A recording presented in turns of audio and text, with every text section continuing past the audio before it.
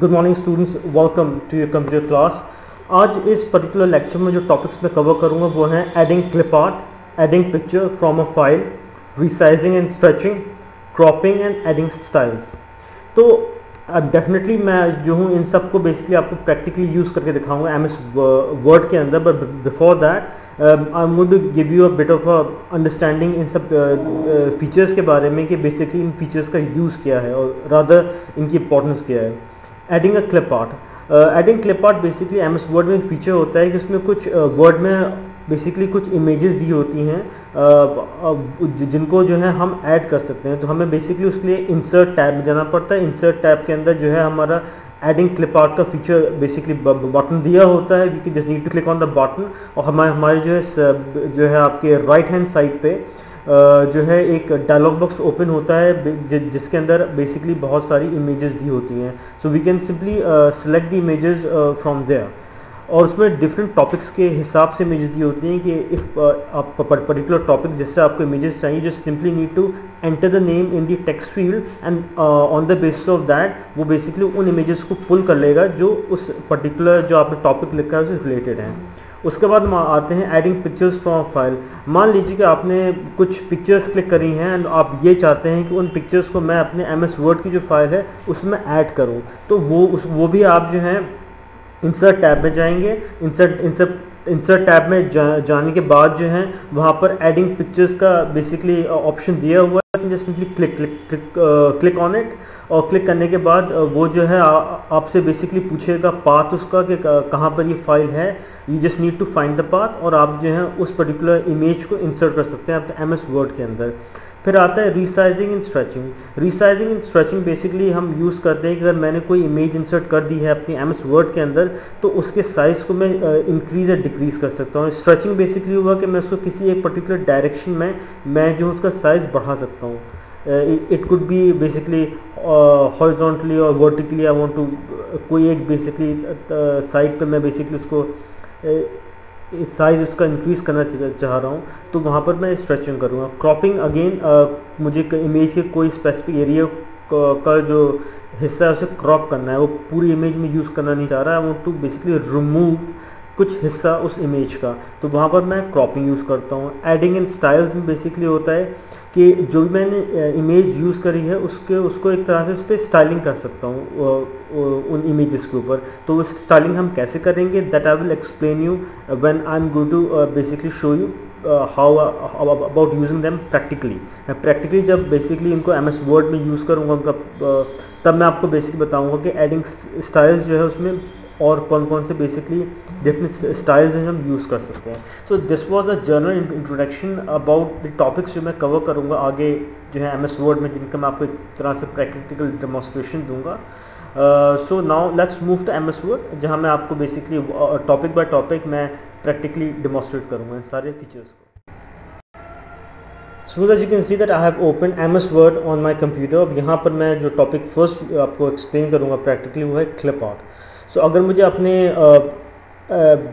MS word की file है उसके अंदर मुझे क्लिप आर्ट बेसिकली ऐड करनी है तो उसके लिए मैं जाऊँगा इंसर्ट टैब के अंदर। इंसर्ट टैब में इलस्ट्रेशंस ग्रुप में आऊँगा, वहाँ आप देखेंगे क्लिप आर्ट लिखा हुआ है। I am going to click on it. जैसे मैं क्लिक करूँगी यू कैन सी कि यहाँ साइड के अंदर क्लिप आर्ट ओपन हो चुकी है। अब यहाँ से मैं डिफरेंट इमेजेस सेलेक्ट कर सकता हूँ और सेलेक्ट जो है मैं आई कैन सी कि यहाँ पर डिफरेंट इमेजेस हैं। ये फ्लॉपी की इमेज है, ये कंप्यूटर की इमेज है, this is image of a van basically. So इनमें से जो भी इमेज मैं चाहता हूँ यूज़ करने का तरीका सिंपली है, मैं उस पर करूँगा क्लिक। एक दफ़ा क्लिक करने से आप देखेंगे कि ये इमेज एक तरह से जो है वो ऑटोमेटिकली मेरे पेज पे वो हो गई ऐड। MS वर्ड का जो पेज है उस पर ये हो गई ऐड।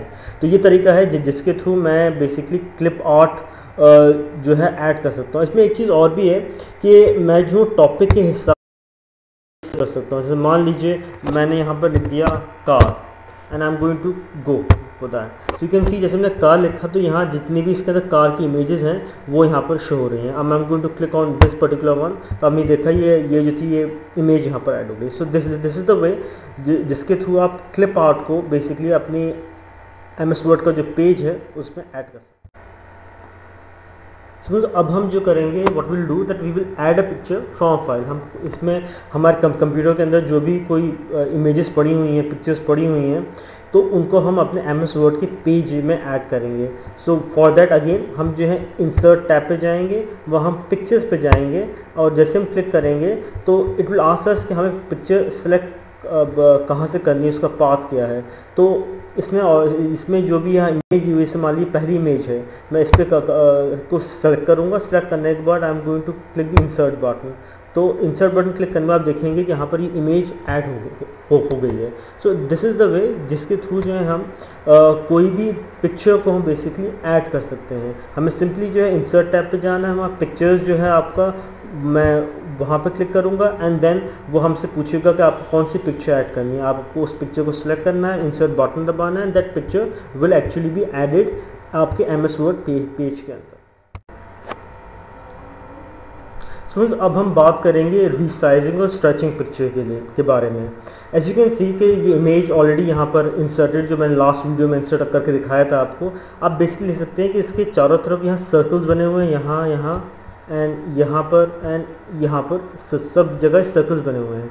तो जब भी हमें इमेज को बेसिकली रीसाइज करना होता है तो हम इन सर्कल की मदद से उसको बेसिकली हम इसको इंक्रीज करते हैं या उसका डिक्रीज करते हैं। और जिस तरह यहाँ पर ये स्क्वायर दे रखे हैं, यहाँ पर भी सेंटर में इधर एंड अगेन आउट है ऑल्सो। तो ये बेसिकली हम करते हैं स्ट्रेच करने के लिए इमेज को यूज़। तो पहले मैं आपको बताऊंगा कि हम बेसिकली रीसाइज किस तरह करते हैं। सो व्हाट आई डू कि मैं यहाँ किसी पॉइंट पे जो सर्कल लंबा है वहाँ जाऊँगा अपना माउस लेके and I am going to basically drag this image. मैं अपने जो हूँ माउस का लेफ्ट माउस बटन दबाऊंगा और मैं इस इमेज को ड्रैग करूँगा बाहर की तरफ। तो बाहर की तरफ जैसे मैं ड्रैग करूँगा तो आप ये रियलाइज़ करेंगे कि इमेज से बड़ा हो गया। और अगर मैं इमेज को अंदर की तरफ ड्रैग करूँगा तो इमेज उसका साइज हो जाएगा छोटा।